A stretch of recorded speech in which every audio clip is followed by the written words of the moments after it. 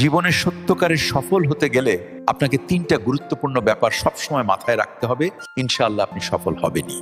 আপনি পড়াশোনার যে কোনো স্টেজেই থাকেন না কেন, যা কিছুই চিন্তা করছেন তাতে আপনি অবশ্যই সফল হতে পারবেন। 1 নাম্বার, যে কোনো মূল্যে আপনার বাবা মায়ের দোয়া নিবেন।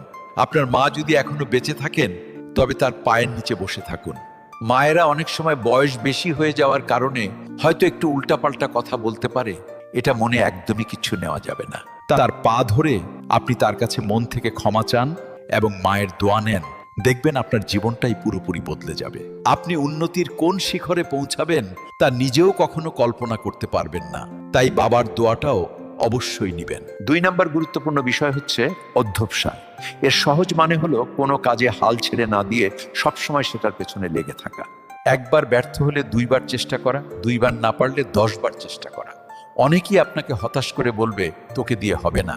এমনকি অনেক সময় নিজেরও মনে হতে পারে যে আমি হয়তো পারবো না, কিন্তু মনে রাখবেন আল্লাহ পরিশ্রমকারীকে খুব পছন্দ করেন। আপনার প্রধান কাজ হলো নিজের সর্বোচ্চটা দিয়ে চেষ্টা করে যাওয়া এবং ঘাম ঝরানো, কারণ ফলাফলের একমাত্র মালিক হলেন আল্লাহ। নাম্বার 3, আপনাকে অবশ্যই সব ধরনের গোপন গুনাহ ছেড়ে দিতে হবে এবং বেশি বেশি করে গোপন ইবাদত করতে হবে। গোপন গুনাহতে যারা লিপ্ত আছেন দয়া করে এর আশপাশেও থাকবেন না, দূরে থাকেন ভাই, না হলে আপনি পুরোপুরি ধ্বংস হয়ে যাবেন। এর কারণে এমন ভয়ঙ্কর রোগ আপনার হতে পারে যেটা আপনার বংশের কারো কখনো হয়নি এবং যা কাউকে আপনি বলতেও পারবেন না। এই জন্য সব গোপন গুনাহ ছেড়ে দিন।